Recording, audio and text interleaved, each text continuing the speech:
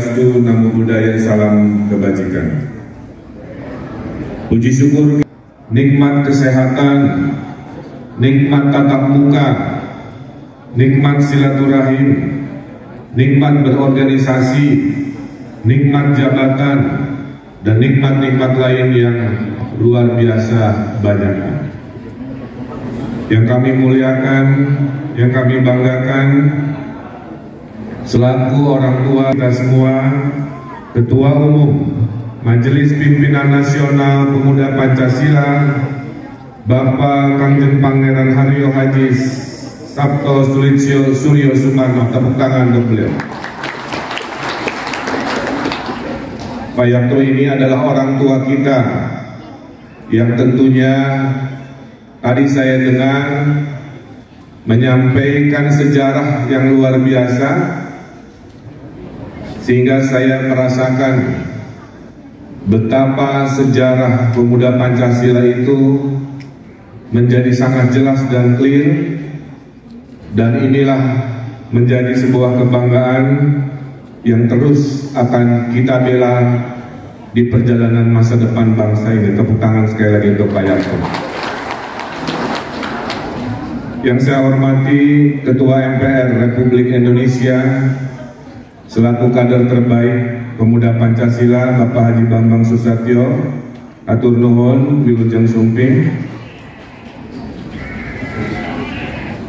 Bapak PLT Bupati Bekasi, sahabat saya Pak Ahmad Marzuki, yang sudah melaporkan dari awal Pak Yapto ingin menjadi tuan rumah musyawarah wilayah ini, harus Pak Gubernur katanya di Kabupaten Bekasi. Tepuk tangan untuk beliau.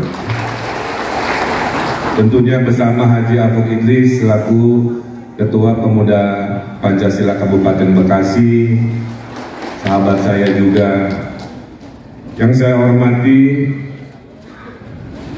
Kang Arif Rahman selaku Sekjen, yang juga selaku staf ahli dari Wakil Presiden.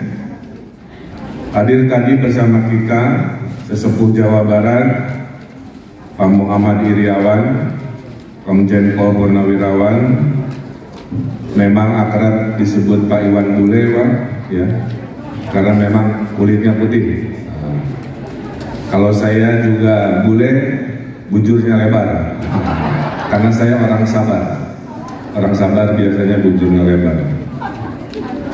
Yang saya hormati Gubernur Jawa Barat Pak Ahmad Heriawan, yang saya lanjutkan di periode sekarang. Yang saya hormati para pengurus dari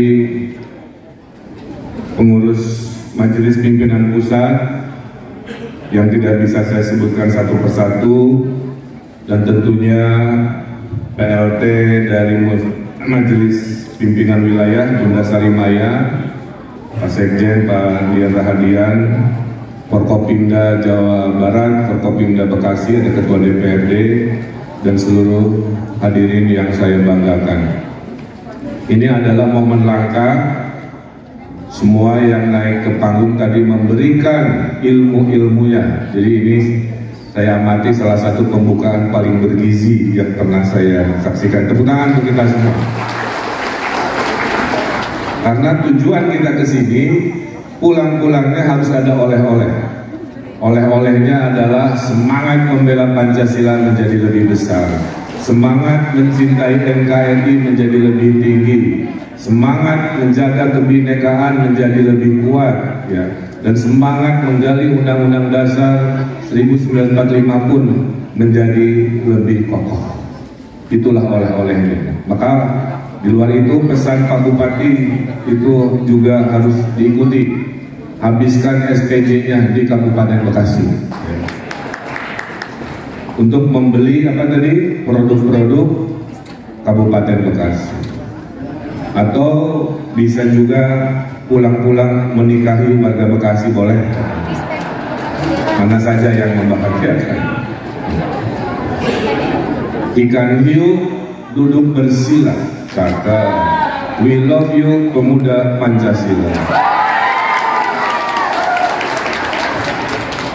Jawa Barat Pak Yarto, penduduknya paling besar se-Republik ini, hampir 50 juta rupiah.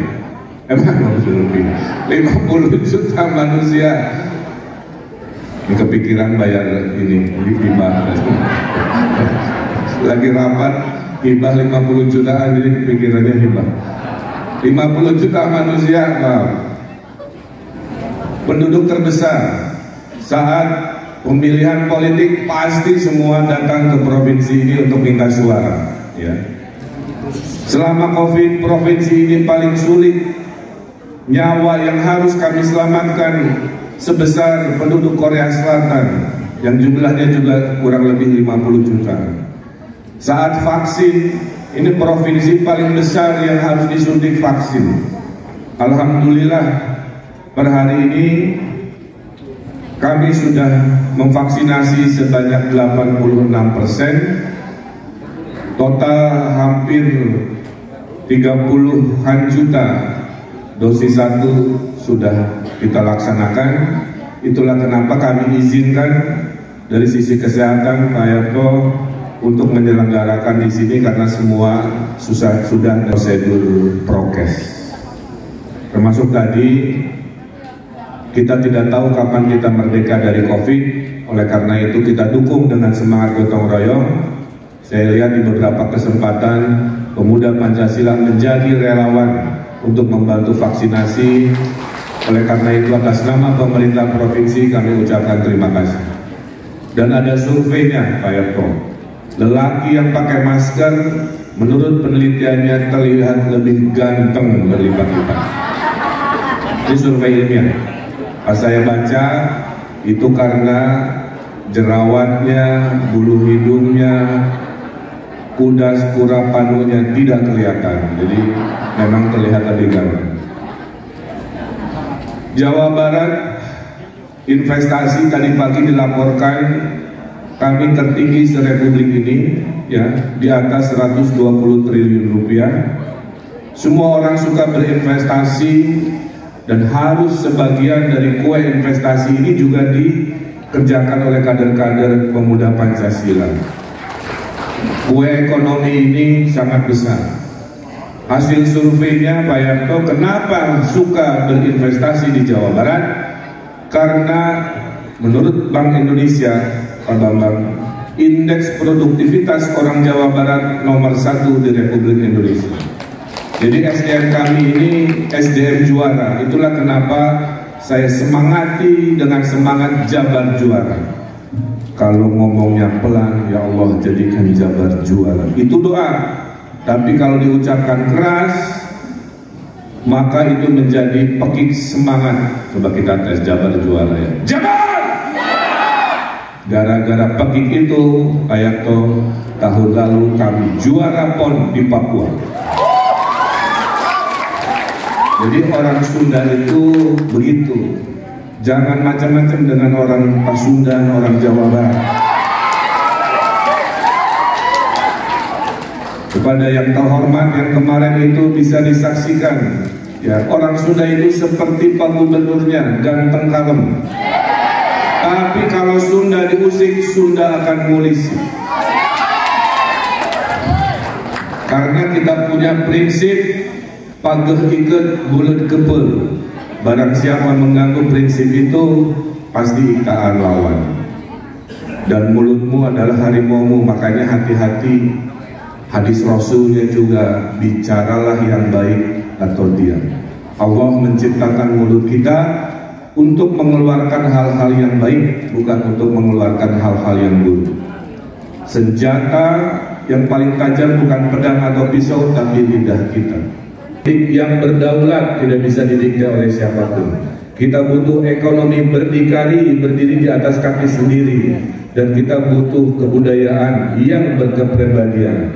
Bukan kepribadian yang lain, tapi kepribadian Indonesia. Bapak Ibu yang saya hormati, para kader pemuda Pancasila, kalau tadi Pak Yarto menyampaikan sejarah, saya akan menyampaikan prediksi masa depan sebagai bahan pertimbangan. Yang pertama, dunia ini makin kompetitif. Saya titip, skill kita harus ditingkatkan. skill bahasa harus ditambah. Indonesia itu menurut Google adalah negeri yang paling banyak warganya bisa berbahasa 3 bahasa atau trilingual. Bahasa daerahnya 1, bahasa Indonesia, bahasa Inggris. Kalau Muslim tambahi bahasa Arab dan bahasa-bahasa lainnya.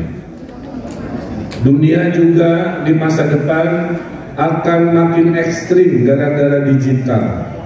Ribuan berita hoaks silih datang dan berganti. Berita-berita bohong akan menghantui kita. Pemuda Pancasila di masa depan harus masuk golongan yang tabayun. Jangan sharing-sharing sebelum dicek. Kira-kira begitu. Dulu orang menolong dengan cepat. Sekarang kalau ada kecelakaan, foto dulu baru menolong. Nah, ini dunia-dunia ekstrim ini yang harus kita lawan. Dulu merongrong Pancasila dengan pamflet, sekarang merongrong Pancasila dengan video-video, dengan gambar-gambar, dengan narasi-narasi yang muncul di HP-HP kita. Tantangan ketiga juga di masa depan, dunia ini makin berbahaya. Musuh kita ada musuh ideologi, ada musuh yang bersifat pandemi, ada musuh juga yang bersifat datang dari dalam. Kita tidak mau seperti Afghanistan, tidak mau seperti Syria. Kalau kita bersatu padu, persatuan itu akan kita dapatkan. Dulu ada negara namanya Yugoslavia. Hari ini negara itu sudah bubar karena tidak ada sila ketiga. Tidak ada persatuan antara suku bangsanya. Berperang, akhirnya bubar negaranya menjadi negara-negara kesukuan. Ini tidak boleh menjadi takdir kita di masa depan. Kita tahu dulu India diproklamasikan berbarengan. Sekarang Muslim Hindunya tidak bersatu, mereka bikin negara Pakistan yang Muslimnya. Pakistannya sudah Muslim semua, Pak Yarto, bikin lagi negara namanya Bangladesh karena tidak bisa bersatu. Jadi kalau sila ketiga kita tidak pernah kita jaga, maka Allah sudah menunjukkan bubarnya negara-negara di dunia di depan mata kita. Kita juga harus ingat, tadi Pak Iwan Bule menyampaikan, kenapa ada istilah 2045? Itu adalah titik mangsa 100 tahun Indonesia merdeka. 23 tahun dari sekarang. Saya doakan semua panjang umur. Kita reuni lagi di 2045. Apakah terbukti kita menjadi negara adidaya atau kita menjadi negara pecundang biasa-biasa saja?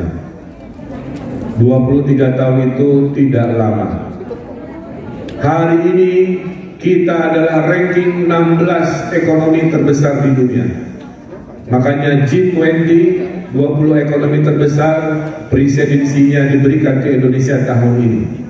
10 tahun lagi diprediksi kita akan menjadi ranking 10 dunia dari 200 negara. Dan 2045 kita diprediksi akan menjadi negara adidaya 4 besar dunia. Siapa yang memegang bendera emas itu adalah anak cucu kita, anak cucu kader-kader pemuda Pancasila yang harus kita siapkan dari skillnya, dari keilmuannya, dari kekokohan ideologinya. Merekalah yang akan memegang bendera emas di tahun 2045. Syaratnya tidak mudah, ada 3. 1, kita tidak boleh bertengkar. Masalah hari ini kita terlalu mudah bertengkar. Dari urusan sepele sampai urusan besar kita bertengkar. Saya Pak Yarto sebagai gubernur menyaksikan ada 6 organisasi di Jawa Barat berpecah belah menjadi 2 kepengurusan, menjadi 3 kepengurusan, bahkan ada organisasi di pusat berpecah menjadi 4 kepengurusan. Itulah wajah kita hari ini, dan itu tidak terjadi hebatnya di kepengurusan pemuda Pancasila Jawa Barat. Syarat kedua, jangan bertengkar. Syarat kedua adalah ekonomi kita harus dijaga dengan ekonomi baru, yaitu ekonomi digital dan ekonomi hijau. Semua orang sekarang berubah hidupnya oleh digitalisasi. Kami melaporkan Pak Yanto di Jawa Barat sekarang nasi makan ikan lele sudah pakai HP, nasi makan ayam sudah pakai HP, nyiram tanaman sudah pakai HP, mencari ikan di Pelabuhan Ratu sudah pakai aplikasi Fish Finder. Kalau dulu satu hari 300 kilo berkat aplikasi yang tiap pagi memberitahu nelayan bahwa di sana ada musyawarah wilayah ikan, tangkaplah ikan di sana. Itu naik dari 300 kilo menjadi 1 ton per hari berkat yang namanya teknologi digital. Jadi Bapak Ibu, itulah masa depan yang harus disikapi. Semua berubah kecuali ideologi Pancasila. Semua beradaptasi kecuali ideologi Pancasila. Terakhir dari saya Pak Yanto, dalam rangka mempertahankan Pancasila, saya ceritakan sedikit terakhir di pidato saya. Saya adalah cucu seorang kiai Pak Yanto. Hari ini saya mengurusi 8 pesantren warisan keluarga. Kakek saya di penjara Belanda 2 kali karena bersama santri-santri di Subang, Purwakarta sebagai Panglima Hizbullah membela NKRI saat tentara masih belum banyak. Di zaman khilafah DITI, pesantren kami ditutup oleh gerombolan sampai keluarga kami akhirnya hijrah. Karena keluarga Gubernur Jawa Barat, kami sudah berkorban nyawa, berkorban waktu, berkorban segala rupa demi tegaknya Pancasila NKRI di bumi Jawa Barat tercinta. Karenanya saya bikin program kepancasilaan, mudah-mudahan bisa ditampilkan. Kami bikinnya tidak lewat pidato-pidato, tapi melalui permainan tradisional. Inilah 5 budaya yang tadi Pak Yanto khawatirkan, sudah saya terjemahkan Pak. Ya, permainan 5 permainan Pancasila sambil bermain, belajar toleransi.